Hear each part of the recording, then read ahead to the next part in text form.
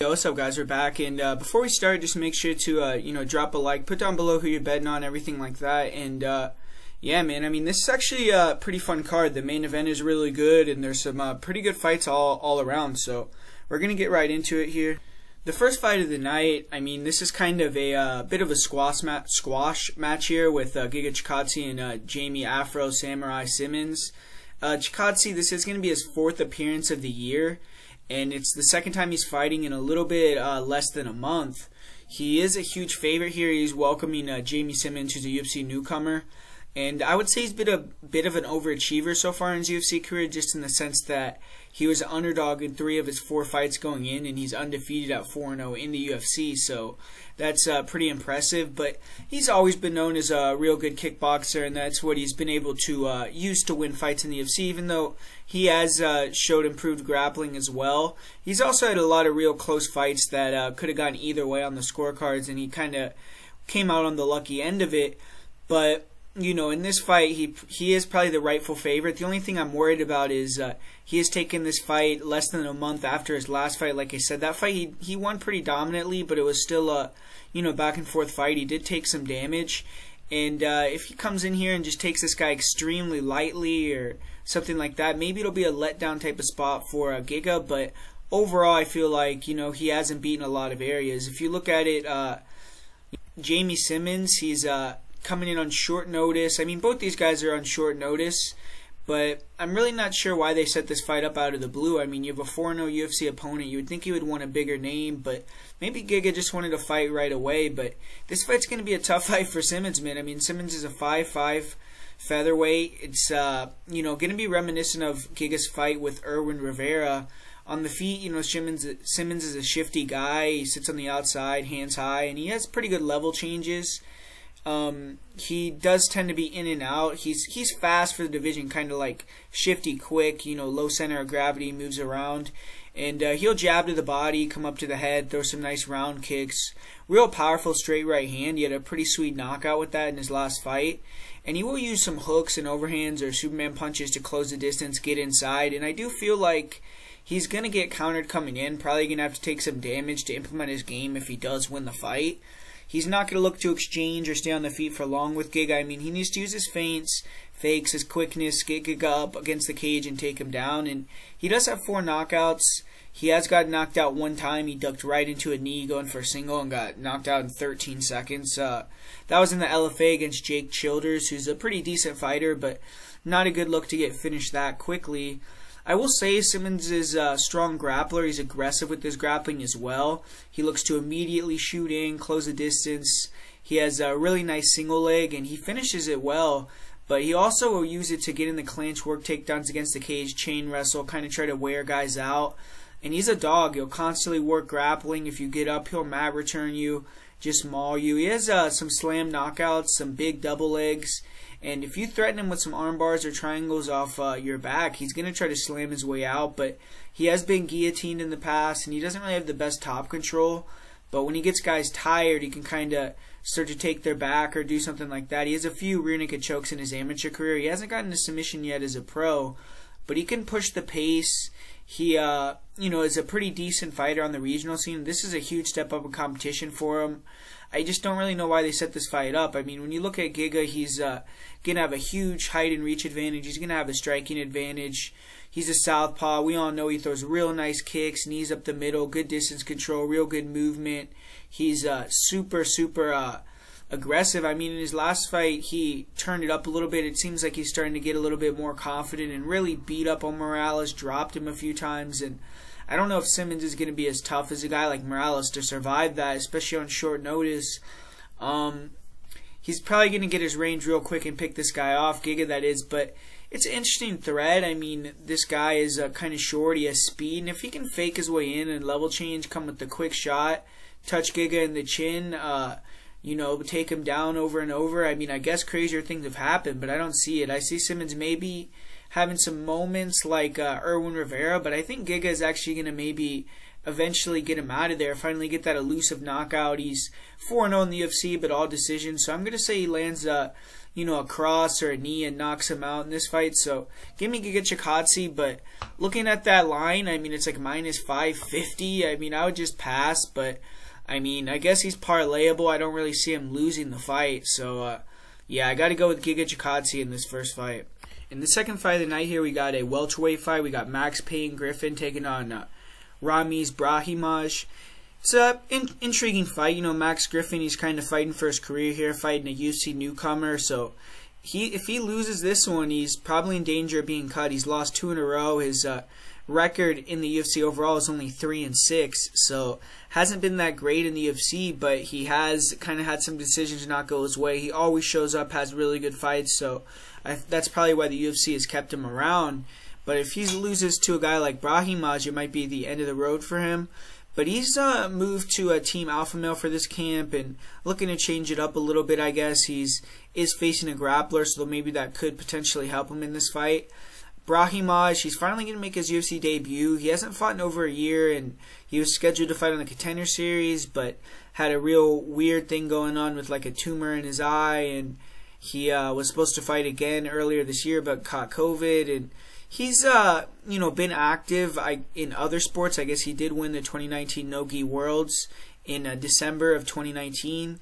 He is only 27 years old, and he's 8-2 fighting out of Fortis MMA, so he's going to be the one that's more hungry, in my opinion, the guy that's going to be more willing to push to get a victory, even though Max Griffin's career is on the line, like I said, in the UFC. He's 34 years old, coming up on 35. He's lost 2 fights in a row. He isn't a guy that's going to be chasing the title or anything like that anymore, in my opinion. Brahimaj, 27 years old, hungry, ready to go. And I feel like probably feels like he's the one that has a lot more to gain if he can get the win here. On the feet, he's super aggressive. I mean, you'll come forward with jabs, with straights, front kicks up the middle. He just isn't that good, though, on the feet. He's very hittable. And even in the clinch, he's very hittable. But he does keep good forward pressure. He's tough. He's been dropped and hurt in fights, but came back and won. Never been finished. And he doesn't have any knockouts, but he kind of wears on guys, and his forward pressure is pretty good. And he's a sick grappler, man. I mean, he's looking to close the distance, get in the clinch, get the fight to the mat. He'll pull guard. He'll jump on your back from standing. Pretty good double. Pretty relentless, man. He will spam takedowns. Maybe he won't be successful early, but tends to take guys down as the fight goes on. And when he gets on top, he's super dangerous. He's always attacking the neck. Good arm triangle. Good rear naked choke. Always hunting the guillotines. Really good off his back as well.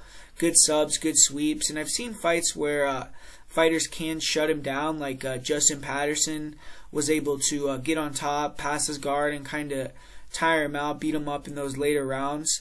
He's very aggressive going for the submission, so he can't give up position. He can get a little bit tired if he can't get the finish. And once he's exhausted, fighters could start to control him on top or against the cage. His takedown defense isn't the greatest, but he has finished all his matches by submissions. In his 2 career decisions, he's lost, and he just spends too much time on his back in those fights. But he's most dangerous in the first round. 7 of his 8 finishes are in round 1. He's never won a fight that's went to the 3rd round, so that's a little bit alarming. But Max Griffin, this is a new type of matchup for him, even though he's the veteran. If you look at Griffin's career, he's mostly fought strikers. The one finished loss of his career was against the only grappler he's faced in the UFC, which was Colby Covington. And he kind of got dominated in that fight, finishing the 3rd round with ground and pound. And I mean, that's Colby Covington, so you can't really take much from that. But, one thing Griffin has shown in his career is durability, toughness. And he's been in absolute wars. He has a never say die attitude. That's going to be tough to deal with for a guy like Brahimaj, because Brahimaj does go hard for the finish. If he can't finish Griffin, maybe we'll see Max start to take over the fight. But Griffin, doesn't really have the greatest takedown defense or get-ups when he gets taken down. And, he's been taken down by real low-level guys like Curtis Millender. Not low-level, but low-level in terms of grappling. Got taken down by Cowboy Oliveira in their last fight. And he can allow guys to get in dominant positions, take his back, mount him. But, he has been able to use his wrestling to get some takedowns, win fights that way against strikers. And it seems like, you know, he's been more of a grappler in recent fights. I mean, even in his last fight with Alex Oliveira, he tried to win that fight kind of with the grappling heavy game plan. In his fight with Alex Morono, he got dropped. Third round, he won the fight with wrestling. I don't think he's going to be able to fall back on that in this fight with a guy like Brahimaj. Brahimaj is super, you know, aggressive hunting those takedowns, and I feel like this fight should be lined a little bit closer. I mean, I feel like Max Griffin, 34, 35 years old, he's on his way out. He isn't really the best at defending takedowns as it is, and I feel like with a guy like Brahimaj, even if he can't get the finish, Brahimaj is training over there at Fortis. He's only going to continue to get better, and I feel like he's actually going to be the one that comes in here, and if it's a close decision, I feel like he's going to be able to maybe take the first 2 rounds, lose the third round. He's always shown a good chin. He's never been finished. You know, he could get a submission as well. Like I said, Griffin gives up these dominant positions a lot. So I'm actually going to go with the underdog here, take Ramiz Brahimaj. I just think that, you know, he's on the way up, Griffin's on the way down. He's more dangerous, and I feel like he could potentially bag 2 rounds or get a submission. So I'm going to go with Ramiz Brahimaj in this one. In this next fight, we have a fight where I have a pretty confident lean here with Darren Elkins taking on Luis Garagorri. Look, just like Max Griffin, Darren Elkins, he's fighting for his career. He's lost 4 fights in a row. He's probably going to get sent packing or into retirement with a loss here, but Elkins, he's had an epic career in the UFC, a lot of bloody wars. At 36 years old, he's definitely seen his better days, but he still comes in near the slight favorite. And Garagorri, he suffered the first loss of his career 11 months ago when he got submitted by Ricardo Ramos. And he was 13-0 previous to that fight, but a lot of those wins were against very low-level guys. He's a Muay Thai striker. He switches stances, has some pretty good kicks, long punch combinations, pretty good volume, good jab, good 1-2, good rear uppercut, left hook combo. And he has a nice left hook right straight combo. He'll throw, he'll attack the body with the left hook, then go up to the head. Pretty good hand speed. Uses a lot of fakes and feints. Pretty good kicks as well. He has really nice leg kicks and really nice round kicks to the body. He'll even throw some spinning kicks in there. 4 knockouts in his career. But his grappling is just not very good. His takedown defense is pretty low level. Even against guys that aren't very good, he was taken down. He was able to reverse some guys and take top position just from being more athletic. But, you know, in terms of technique, he just didn't really show a lot of that. And in the UFC, it's kind of transferred over because he was taken down 4 times by Humberto Bandone, who is more of a striker, is a guy that had very, very limited success in the UFC. And then he was taken down very easily against Ricardo Ramos. Gave his back, got hit with the rear naked choke, and he doesn't really shoot takedowns, but if he can get into top position, Garagorri is kind of dangerous with his ground and pound, and he has a lot of rear naked chokes, but he needs to avoid grappling versus Darren Elkins. Uses wrestling in reverse and try to keep it standing here. And I see people taking shots on Garagorri and saying he has value here, and I just don't really agree with that. Elkins is taking a lot of damage, and obviously it's kind of showing, but we still haven't seen someone like just start putting his lights out, anything like that. And I don't think Garagorri is the guy that's going to do that. You know, I just don't think Garagorri has the wrestling to compete at UFC level. I think he's going to get taken down at will here. I could see Elkins finishing him on top also. Garagorri is a guy that doesn't really go to decision. He has been submitted before, and he also, you know, is a guy that 7 of his last 8 fights have finished in the first round, so he's someone that wants to get in there, get it finished early. In Elkins, he had that tough fight his last time out. A lot of people thought he won against Nate Landwehr, but you know, he just has that awkward striking and a very strong grappler. I mean, he likes to get in the body locks, take you to the ground, make it ugly, and once he takes you down, he's kind of a grinder. He doesn't really have a lot of submission victories, but you know, he's someone that, you know, he can take your back and submit you. He showed that against Michael Johnson. He is a brown belt in jiu-jitsu. He's also training at Team Alpha Male as well with those killers over there. So, I mean, when I'm just looking at this fight, like I said, I just don't think that Garagorri has the grappling to contend with a guy like Darren Elkins. I think Elkins is going to be able to take him down whenever he wants to. And I just don't see Garagorri as some super dangerous elite striker that's going to put Elkins out.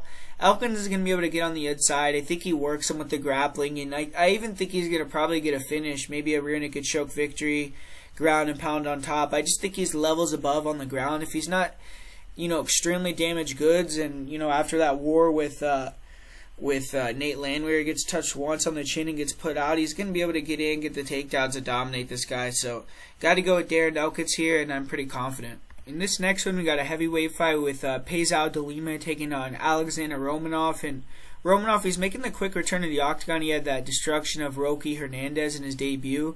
And this was supposed to be his original opponent. If you remember, Peisao was supposed to fight Romanov. Something happened. He had to pull out. Hernandez came in. And it's interesting because the first time they were scheduled to fight, the line was like a pick-em, maybe a slight lean towards Alexander Romanov. But now at this point, Romanov, after that one fight with Hernandez, who I don't really rate as a great fighter, is like a 3-1 favorite. So the line has changed pretty substantially, from the first time they were supposed to fight. But Romanov, obviously he's big, athletic, kind of wild on the feet, comes forward, head kicks, body kicks, straight line blitzes, and he just kind of wants to get you to the ground. But still kind of, his striking is a little bit suspect, especially if he can get a little bit tired. He can kind of be vulnerable in exchanges. And, he's still pretty powerful, though, and it's just his aggressiveness and his willingness to strike, get on the inside, kind of can overwhelm some people, especially, because he obviously has the threat of the level changer to get a hold of you and take you down. So you always have to be weary of that as well. It's kind of like the way, Habib pressured Justin Gaethje as a grappler, but, obviously he's not on that level. But Romanov, he's super aggressive wrestler, and we saw it again in his last fight. He bullies guys to the ground, belly-to-belly suplexes, really nasty slams, and when he gets on top, he has a pretty decent submission game. He'll hit these weird modified Ezekiel chokes, and, pretty damaging ground and pound. And in his last fight, though, I will say I wasn't super impressed with his ground and pound or his finishing ability in top position. But he has finished all his wins, 6 submissions, 5 knockouts. He, did get a little bit tired in that last fight, and he has gotten tired in later rounds of other fights that he's had. But he pushes a super high pace. He's wild, and, De Lima's going to be tired, too, with the type of pace that they push. And De Lima, he's going to be looking for 2 wins in a row for the first time since 2014. He's been trading wins and losses for about 5 years now. And, he was able to get the knockout on Ben Sassoli. But, he's only kind of young in his career here so far at heavyweight. He's 2-1. If he can defeat Romanov, though, he'll probably get a crack at a top 15 guy. He's going to be the better, more polished striker, obviously. He's a Muay Thai guy, real good low kicks, body kicks. And I see him trying to, chop down Romanov with the low kicks, try to slow down that barrage in the forward pressure. Pretty good high guard, good hooks, good straight rights. And he keeps good pressure, kind of like a methodical striker, but he has pretty good speed. We saw that against Sassoli. Big overhand right, big left uppercut. And he's good when he's backing guys up, throwing in combination. He can overwhelm people. 12 knockouts in his career, and he has a pretty good chin. He's only been knocked out 1 time. He has really struggled with grapplers, though. All 4 of his losses have came by submission in the UFC. 36% takedown defense, I believe. And, I just have seen him taken down in space with single legs. I've seen him taken down in the clinch against the cage. Once he's put on his back, he makes a lot of bad decisions. He tries to be active with his guard, but his submission setups are real slow. And I've seen him roll for leg locks, just do low-level things and, give up his back. Nikita Krylov was able to take his back, submit him. Even Gadzimir Antigulov was able to take down De Lima in less than 20 seconds. Mounted him with ease, grabbed him out to guillotine and got him out of there. De Lima, he's just, it's weird because in the heavyweight division, he's decided to take guys down more, control on top. We saw that in his fight with Stefan Struve and Adam Weiserick. But, Struve was able to get on top of him and, made it pretty elementary. Once he got on top, he passed the side control, locked in that arm triangle, closed the show. And just looking at this matchup, I'm very confident Romanov is going to get this done. He keeps a crazy pace. He's big. He's durable. He is going to grapple heavy, probably tire out De Lima, get a submission. I'm not a guy that's super high on Romanov, but, you know, I just feel like in this matchup against Lima, it's a good matchup. Lima's going to have to chop the legs, circle, stay away, look for the KO. This is the small cage. Romanov is just going to probably be too quick, too athletic, too aggressive. And I see him probably getting Lima down in that first round, the early parts of the first round, maybe the second, and getting a finish with ground and pound or a submission. So probably a submission here, and give me Alexander Romanov to get it done once again via finish. In this next fight, I'm not really super pumped up about this one. We got Trevin Giles taking on Bevon Lewis. Trevin Giles, he's going to try to make it to the cage after that scares last time out. He was all ready to go. Right before his walkout, he had a panic attack, passed out, and the fight got canceled. But, you know, he is a guy that used to be a prospect. Now he's kind of, you know, he's a guy that's became a cop and not taking fighting as seriously. You know, he's full-time police officer. I've heard some interviews where he's talking about how he knows guys get to train more than him, and he has to really take advantage of when he does get to train. And, you know, he was talking about before in his last camp, before he fought Kevin Holland, how he had a lot of time where he wasn't able to go to the gym at all. And that kind of is reflective in his style, like, because super low volume, he hasn't really evolved and really just looks to pot shot you from the outside, slide in and out, you know, rely on his height and his athleticism to, you know, keep guys on the outside with those straight punches. He has a good jab, but, you know, I feel like his chin is a little bit questionable, and he doesn't really like to exchange.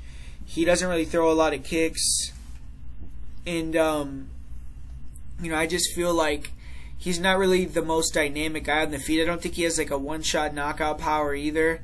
And he is a brown belt in jiu-jitsu.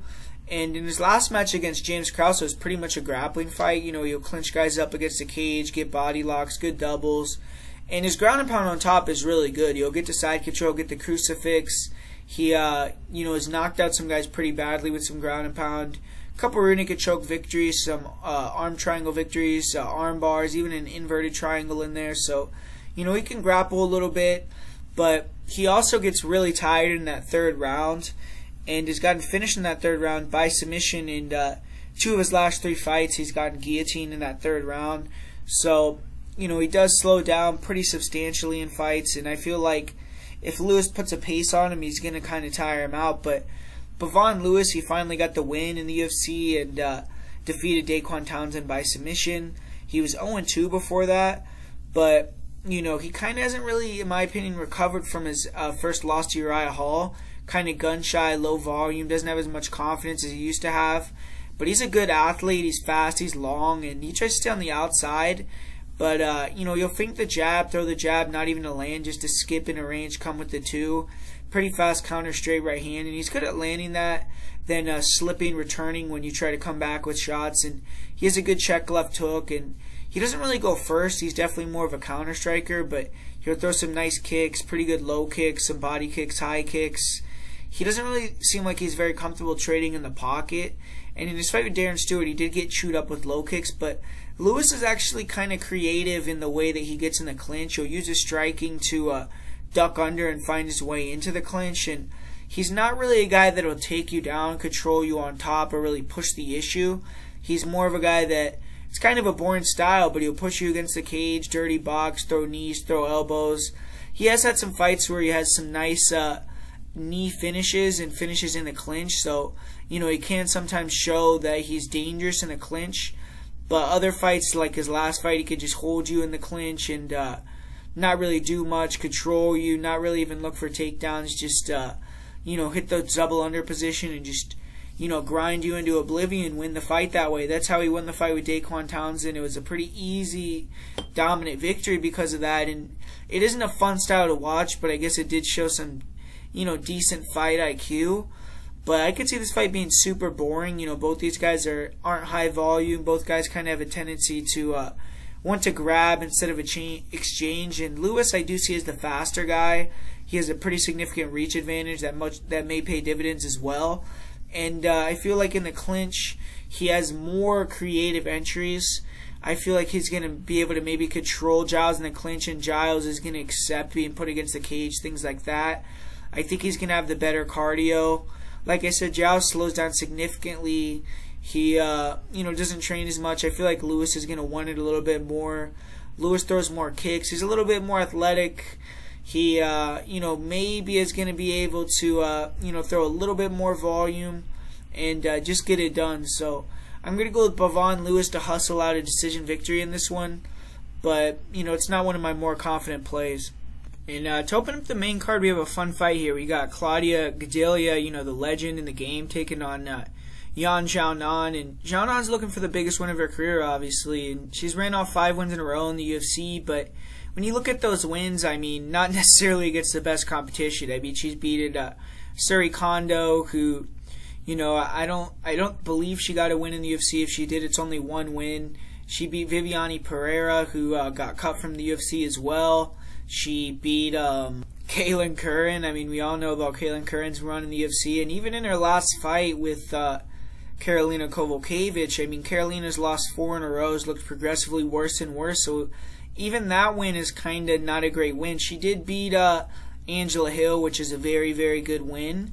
And that's the person that Claudia Gadelha defeated in her last fight. And a lot of people say she got out of there by the skin of her teeth. Controversial split decision. But Gadelha, like I said, she's still a legend in the game. She's hanging around. She's won back-to-back fights, 3 of her last 4. And she's a slight underdog here as she tries to hold the momentum of young Xiaonan. And I mean, on the feet, Xiaonan is a powerful striker. She's light on her feet, kind of sideways karate stance, good lateral movement. She walks fighters into her power. Real nice outside leg kicks, good jab. And she throws a real nice left hook. She throws it real often. Really nice left hook, straight right hand combination. I feel her straight and overhand right lead are probably more accurate than her left hook. But her left hook might be a little bit more powerful. But she's fast. She closes the distance quickly. Good chin. Real nice front leg side kicks. And she has a real nice head kick. Round kicks to the body, to the head. Oblique kicks, spinning back fist. Good footwork. Good distance control. She tries to get in, get out.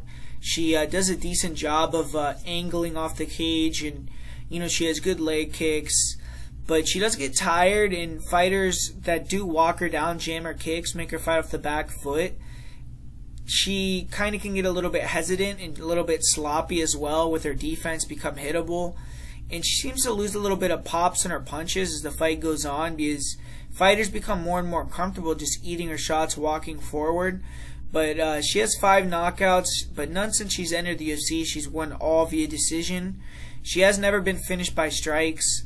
She's going to be a little bit better on the feet than Claudia Gadelha, but Gadelha, I mean, her striking is still underrated, even though I feel like she is regressing a little bit. She isn't flashy, but she comes forward. Pretty good boxing, good head movement, nice straight right hand, good left hook, good left uppercut, good combos. Pretty good elbows in the pocket as well. And she's good at exiting and entering the clinch with elbows and punches. She has pretty big power early on in the fight, but, Gadelha, she obviously slows down as well, gets real tired. She got dropped pretty hard in her last fight against Angela Hill, but I will say, I mean, in that 3rd round, she did come hard. It was a real close round in the 3rd round. It wasn't like it was a robbery, so, she proved that she's still willing to, push in that 3rd round and was able to get a win there, grit it out. And she's an elite grappler. I mean, real bruising wrestler, very strong in the clinch. Good job of using her hooks to close the distance, get that Muay Thai clinch where she's really good with the elbows, punches, knees, and real good double leg. I mean, if she wants to take down Xiaonan, I feel like she's going to be able to take her down. And on top, she kind of has a smothering, heavy top game, good passing ability. She hasn't been able to get a lot of submissions in the UFC, but she has 7 submissions in her career, good rear naked chokes, good arm bars. And I see a lot of red flags with the grappling of Xiaonan. I mean, she got taken down in the clinch by Angela Hill. In the Kaylin Curran fight, she showed real poor takedown defense. She didn't really dig on hooks or work her way off the cage well either. Looks kind of weak in the clinches. Off her back, she doesn't really have great get-up. She kind of has a leaky guard, and she was able to get up fairly quickly against Angela Hill, but just the fact she's getting taken down by that level of fighter is kind of alarming. She was able to hit a takedown of her own against Hill, but she got put in a triangle and got saved by the bell, so ended up bad for her even when she did get the takedown. And with this fight, man, I really do feel like if Gadelha, like, if she comes in here with at least 2 rounds of gas tank and good game plan, she could take this girl down. She could control her in the clinch, or she could, you know, dominate the fight. I feel like she has way better grappling. Like, I think she's on a different level.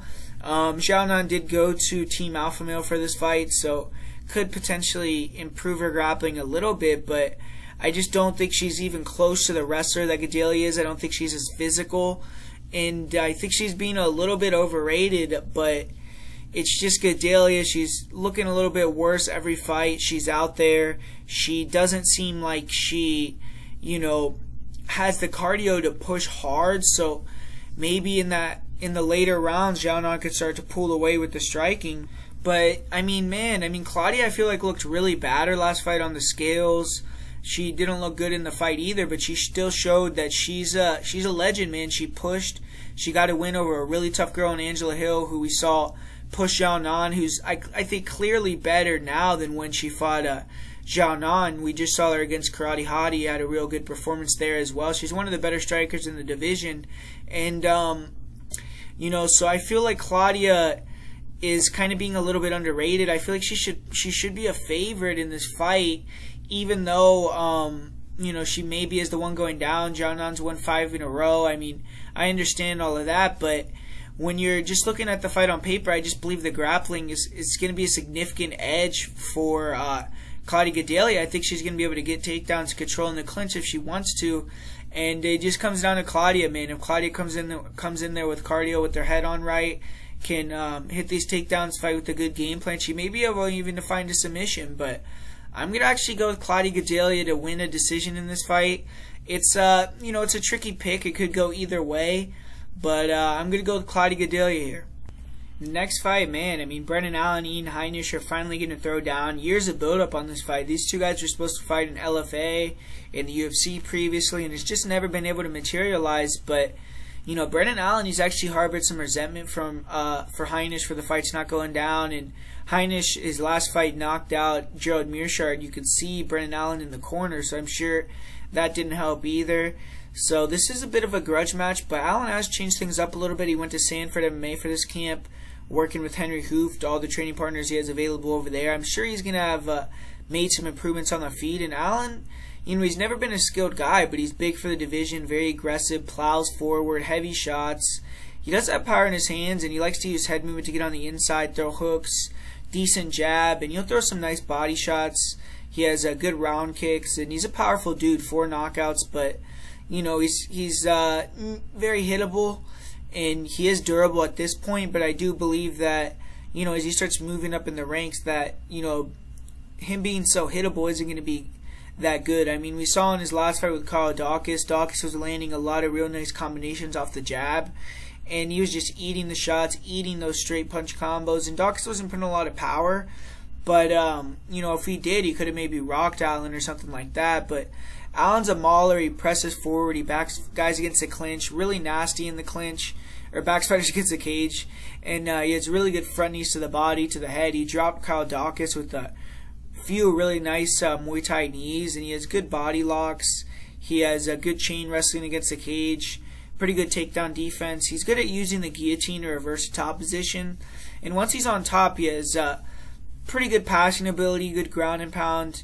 He does have a kind of a tendency to attack guillotines or leg locks, put himself on bottom, but he stays heavy on the neck when opponents try to stand up. He has good cardio. He can scramble. He isn't horrible on bottom, and he'll hit some sweeps. He actually used an omoplata to get to top position in his last fight, but in his fight with Kevin Holland, he did get hit with a big elbow. He got cut open, almost finished with a rear naked choke.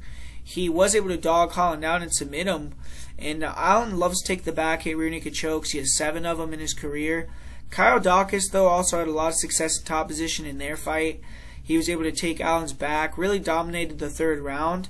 But Brendan Allen showed a lot of toughness because he fought through several face fractures. And, you know, it was a tough back and forth fight where Allen definitely got tired and lost that 3rd round.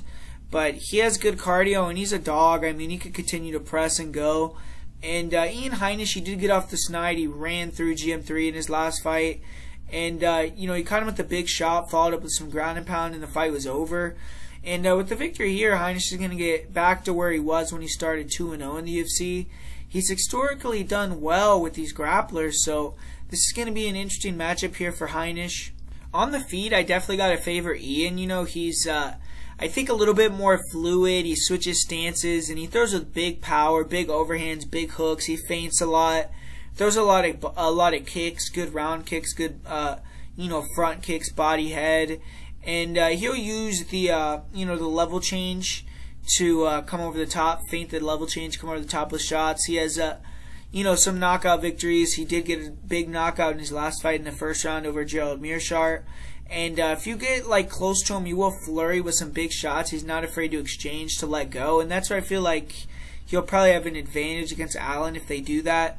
And Heinisch is also a pretty good wrestler, you know, physically strong, wears on guys. He's pretty good with his jiu-jitsu. He's a former Division II college wrestler.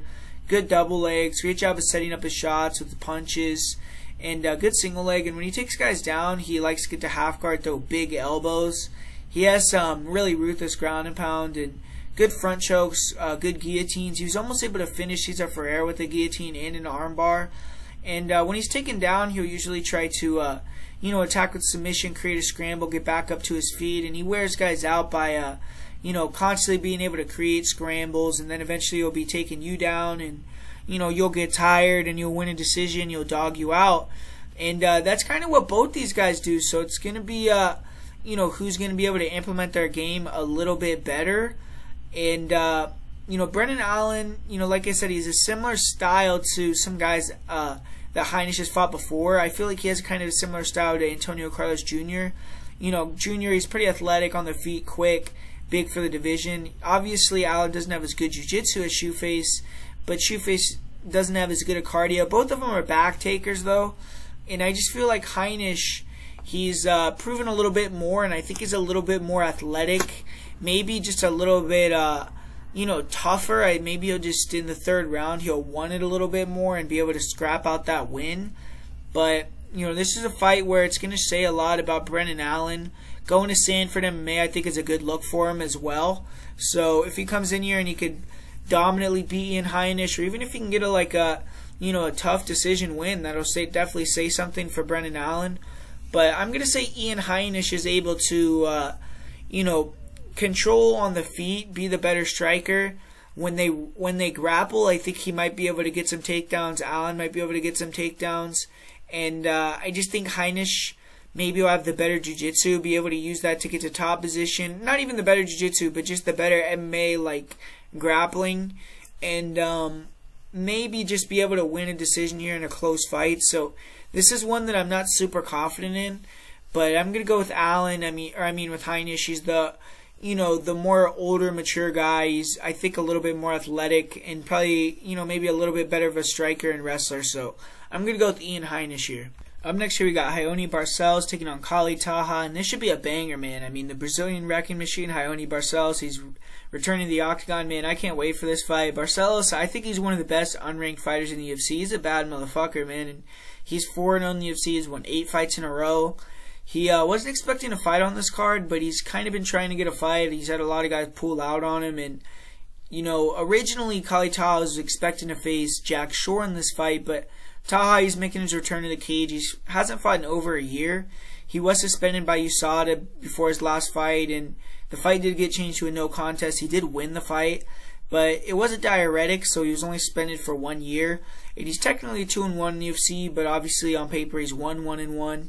Both these guys are well-rounded. Taha, he's more traditional striker. He'll sit down on shots, and when he does, you know, go first or throw hard and you let him connect, I mean, he has big power in his shots, so he can put guys down and knock you out. Taha, I mean, I wouldn't say he's super technical, though. I mean, he does have heavy low kicks, good jab, good 1-2. Really nice overhand right and a good straight right as well. Good left hook, but, you know, he has decent kicks. But he does hold his hands a little bit low, and he can kind of get a little bit wild wing hooks, uppercuts. That does make him dangerous, and you do have to respect him on the feet because he has 8 knockouts. He's durable. He's never been finished. And, you know, he's a decent grappler as well. I mean, he will hit some body locks. He's okay on top, and he has some pretty good ground and pound.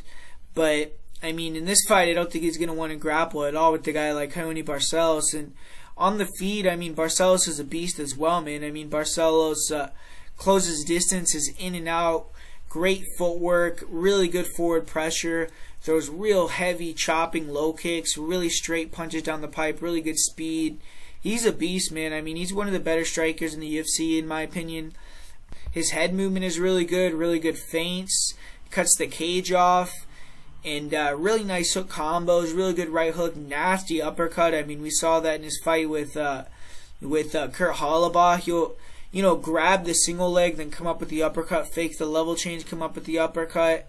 He's super fast, super explosive, throws really nice body kicks, spinning kicks, and he can be a little bit hittable at times, but overall, I mean, he has really good head movement, he returns really well, big power. I mean, he knocks a lot of guys out cold, and the difference to me is just going to be in the grappling, man. I mean, Raoni is a strong wrestler, he's a jiu-jitsu world champion. He was actually a Brazilian national wrestling team member, took silver medal at the Pan Am Games. Really good double leg, really good timing on it, good body locks, good singles, and I just feel like on the feet he's going to have a big advantage. He's going to throw more volume, he's going to chop down the legs of Taha, he's going to be able to slip and return, he's going to be the faster guy, more dynamic, and I think if he wants to take him down, he could take him down whenever he wants. I feel like this fight is kind of a mismatch. I think Barcelos can really compete with like the top 5, top 10 guys in that division. I mean, very well-rounded. He great forward pressure, great footwork. He's very determined, durable, 15-1 record. He just beat Said Nurmagomedov, who I believe is a real high-level guy as well. And yeah, man, I mean, he's just a beast. He's a former featherweight champion, so he's a big guy for the division as well. And I just feel like Barcelos is gonna, make this fight look pretty easy, get a dominant victory, get a finish, whether it's a submission, whether it's a knockout, TKO. I just feel like Barcelos is clearly the superior fighter here. In this next fight, I know it's the co-main event, but I'm just not super interested in the fight. We got Andrei Arlovski taking on Tanner Boser. Heavyweight fight. Arlovski looked good his last time out. He's looked pretty good recently. He got that big win over Ben Rothwell. His last fight, he got a pretty good win over Felipe Lins. And, Arlovski's a boxer, throws that low calf kick. He switches stances a lot nowadays. Kind of is a little bit tricky. You switch stances, throw that straight left, straight right. Pretty good footwork, good jab. He's fast for a heavyweight. He's kind of light. He's compact, and he kind of beats a lot of these guys behind the jab, sticking, moving, being hard to hit, evasive. But he's facing a similar fighter in Tanner Boser, who also switches stances, who's been losing a lot of weight recently and looking faster and faster, looking a little bit better. He's gotten 2 finishes in his last 2 fights, and his only loss in recent memory is to Cyril Gane. In terms of grappling, I mean, he doesn't really look to grapple too much. I feel like this fight's going to purely be on the feet. And I just think that there's similar striking styles. I feel like Arlovski's probably the better boxer, but Boser, he's going to be throwing more volume. He's the younger, hungrier fighter. And I think Boser, if he can get that leg kick going early, he can maybe, start to kind of demoralize and take a lot of the fight out of a guy like Andrei Arlovski. But, if Arlovski can just outbox him and be a little bit too, evasive for him, then he could win one of these stinky, close Arlovski type decisions. But when I'm looking at it, I just feel like Boser, he's not one of these slower heavyweights like Ben Rothwell, like Felipe Lins that he was dealing with before. He's going to be throwing the volume out there. He throws more volume than Arlovski, and I believe that he's going to be able to counteract that speed with the speed of his own, with his new sleek lightness, and I think that he's going to be able to go in there and I think it's going to be competitive. I don't think that Boser's going to run through Arlovski like he's ran through these other guys recently, but I just feel like he might be able to just edge it out with the volume, be a little bit better, be the guy going forward. So I'm going to go with Tanner Boser here. But this is another one that can kind of get a little bit tricky, a little bit dicey. Every Arlovski fight, I mean, he loses a lot, but it seems like a lot of split decisions, a lot of fights where people think Arlovski won the fight, where, it's a sweat. So I don't know if I would necessarily want to play Boser at the over 2-to-1 odds, but I think he should get it done here. And to close out the card, we got one of the best main events of the year on paper, in my opinion. Thiago Santos taking on Glover Teixeira. And Santos, he's finally making his return here. He's been out for over a year. Had that brutal knee injury. He tore multiple ligaments in his knee, but he still battled valiantly. And it was a close split decision against Jon Jones at the end of the night. And that performance, along with his knockout of Jan Blachowicz, has fans thinking maybe Santos has a real chance of being the next light heavyweight champion. But he has the old man, Glover Teixeira, in front of him. And Glover enters yet another spot looking to play spoiler. He's opened as the underdog in 3 of his last 4 fights. He's won all 3 of those fights. And he's won 2 fights already in 2020. He's definitely the more on-form fighter coming in here. And if you look at historically throughout Thiago's career, one thing he's really struggled with are pressure fighters, man. I mean, Vicente Luque, Cesar Montanch Ferreira, even Uriah Hall pressured him really bad in their fight. Gegard Mousasi really had a pressure-heavy game plan. David Branch, Jon Jones was able to pressure him very effectively.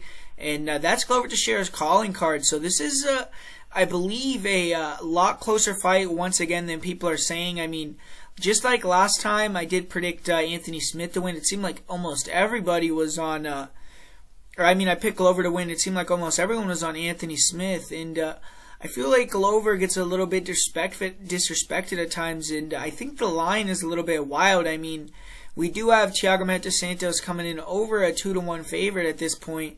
And I just don't think that's warranted, because just like last time we saw with a lot of people were gassing up Dominic Reyes because he had that close fight with Jon Jones. But it's about the matchup, man. I mean, just because you had a close fight with Jon Jones or you knocked out Jan Blachowicz, it doesn't mean that you're going to come and run through Glover Teixeira. You deserve to be at that price tag. So, but I mean, Maheta has been one of the most prolific knockout artists in UFC history. He's, had 3 knockouts at the 205 division in 3 of his wins. So, I mean, all of his wins so far in this division have been knockouts. If you look at his record in the UFC overall, I mean, he has 11 wins, or 13 wins, 11 knockouts. So, usually when he's winning, he's going to knock you out. But to me, Maheta, he's a guy that his hands aren't really good. He has power, and it looks like he's made improvements with his hands. I mean, he did hurt Jimmy Manuwa with the big right hand, finishing him with a left uppercut, right hook, left hook combination. And he likes to close distance with these powerful leaping hooks, good long left hook, good rear right uppercut. But it's really the kicks with Santos, the switch kicks. He has really nice round kicks to the body, head kicks, inside leg kicks. And he's a guy that really loads on his kicks, though. And, he kind of makes it kind of easy to see. I mean, he'll throw these big spins. He really loads up on these big, wide body kicks, but super fast, super explosive, super fast twitch muscle type of guy. But when you look at Thiago, he's 36 years old. He's coming off a really bad knee injury. You have to wonder, if he's going to be the same athlete as he was before, especially in his first fight coming back with the ring rust and all that. And I will say, I mean, Santos, he has improved his grappling. He's become a better offensive wrestler. Good job of hitting double legs against the cage. And on top, he has some really nice ground and pound. Still isn't really a submission threat. And his takedown defense has gotten pretty good. I mean, he'll sprawl on attempts. Good job making guys pay with those elbows to the side of the head. And he battered Jack Hermanson with shots as he tried to take him down before finishing him. And but Santos could sometimes get a little bit off balance, get a little bit wild with his kicks. And, we've seen guys like Anthony Smith be hurt, and then, Santos closes that distance and slips, and Anthony Smith capitalizes, getting into the mount, or Eric Spicely was able to quickly submit him. So, I mean, he's had some trouble when he's gotten taken down, and he's kind of had trouble a little bit with that boxer wrestler style where, the guy likes to forward pressure and fake the level changes, come over the top. That's how David Branch landed that left hook on him. And you see, like, even Eric Anders, who's not a very good grappler, he, was able to kind of threaten the level changes and even took him down a couple times. And it makes Thiago much more hesitant. It slows him down in terms of the fight. And he doesn't really kick while moving backwards. So I believe this is going to be a lot closer fight. I think that Glover is going to be the one obviously chasing. Santos is going to be moving, trying to time you know, the entries with the kicks, with the knees, with the straight punches, catch Glover coming in. Glover's going to be trying to chase, throw the big hooks, the overhands, body shots, back him to the fence. And if he can back him to the fence, I think that's going to be a significant advantage for Glover there. I think Glover, if he can clinch up with him, I think he's going to be able to take him down. And I feel like he's going to be able to take him down with shots as well. The single leg that he has, the double leg that he has is really nice, especially that single. And I think if he gets on top, he's going to have you know, significant advantages. I mean, Thiago Santos is a guy that gives his back to stand up. And when you look at his run at light heavyweight, I mean, it has been pretty fantastic. I mean, he had that big war with Jimmy Manoa where they just kept it on the feet. They struck like crazy. The fight with Eric Anders, I mean, I don't really count that. Anders is a middleweight. It was a light heavyweight. It is what it is. But then his fight with Jan Blachowicz, he got the knockout, John Jones. But if you think of any of those fights, none of those guys really attempted any takedowns, and they kept it a range striking fight. Like, just because he beat Jan Blachowicz, I mean, Jan Blachowicz was actually, in my opinion, controlling the fight, but he was trying to keep the jab, stay on the outside, and you know, outstrike him, you know, to a decision. But I mean, Glover Teixeira is going to be trying to get in his chest, throw these overhands, throw these hooks, get in on the legs, get takedowns. It's going to be a much different fight. And I just don't think Thiago Santos likes that kind of fight. I think Santos, he needs space to throw his kicks. Glover's going to be coming forward, jamming that space. I think that, you know, especially off that knee injury, I just don't know how explosive, how fast he's going to be, how good he's going to be right off the bat. And Glover's been looking phenomenal lately. And I just feel like if Glover can get him to the ground, he's going to be at a, you know, significant advantage there. I honestly feel like Glover is the more durable guy as well. I mean, he has less knockout losses. And I just feel like people are overinflating the last two performances for Marreta Santos with this fight with Jan Blachowicz and with John Jones. Because both those fights, I mean, the John Jones fight, man, I feel like Jones won the fight and it wasn't even that good of a fight. I mean, he was backing Marreta up. Marreta was backed up to the cage, and it was just like a staring match. And, yeah, I mean, he landed some nice kicks. He made it competitive, but Glover's going to be throwing way more volume, trying to do way more. And in his fight with Jan Blachowicz, like I said, it was kind of the exact type of fight that Marreta wanted. And Jan made a mistake, closed the gap very wild, and got hit and knocked out. And Glover's not going to do that, man. I mean, Glover's going to come forward, high guard. Early on, he's obviously going to have to take some damage. And that's where Marreta's going to have the chance to finish the fight in the first round, second round. You know, he could finish with the elbows if he can kind of land some big elbows when Glover's in on the legs, or he could finish with a kick from the outside, with a big punch from the outside in the pocket. He might have faster hands, be able to connect on Glover, but to me, that's his one path to victory. I don't think he's going to be able to win a decision over 5 rounds against a guy like Glover Teixeira. I don't think he's going to submit him, obviously. I think Glover could win by knockout. I think Glover could win by submission. I think Glover could win by decision. So I just feel like Glover has more paths to victory. He's a guy that's been fighting more recently. He looked really good in his last fight.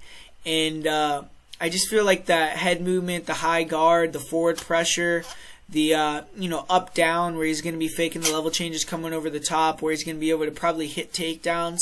I don't think Marreta really deals well with that style. I don't think he does well against that. And I think that Glover is going to come in here and shock people once again. I mean, I think obviously that first round, the second round, it's going to be a big danger zone for Glover. But Glover's shown already that, you know, he could deal with these explosive guys early on, wear them down and take them out. So I'm going to go with that once again, and I'm going to, you know, take that veteran savviness. I just feel like Glover's a little bit better fighter than Marreta Santos. Santos had that good run at light heavyweight. He beat some guys, but, you know, Glover's a legend. I just don't know if Thiago, you know, is going to be able to beat a guy like Glover Teixeira, who's going to, you know, come with that type of style, that type of game plan. So I feel like Glover is going to be able to outlast him a little bit, have the better cardio, and in that second, that third round, I think he's going to take the back and, you know, hit that Mata Leon, hit the rear naked choke, and get out of there with the win. So I'm going to go with Glover Teixeira to get the victory in that one. So there you have it, guys. Thanks for watching. That's the breakdown for UFC Vegas 13, Thiago Santos versus Glover Teixeira. Once again, tell me what you think, who you're picking, if you agree, you disagree with my picks. I know I have a few underdogs here, a few picks that probably a lot of people aren't going to agree with, so we'll see what happens, what shakes out on Fight Night. But yeah, man, as far as the parlay of the week, it's going to Alexander Romanov, Raoni Barcelos, and Darren Elkins. And my most confident pick is going to be Raoni Barcelos to get the victory in that one. As far as an underdog of the week, I'm going to go with Glover Teixeira. So once again, thanks for watching, guys, and I'll talk to you guys later.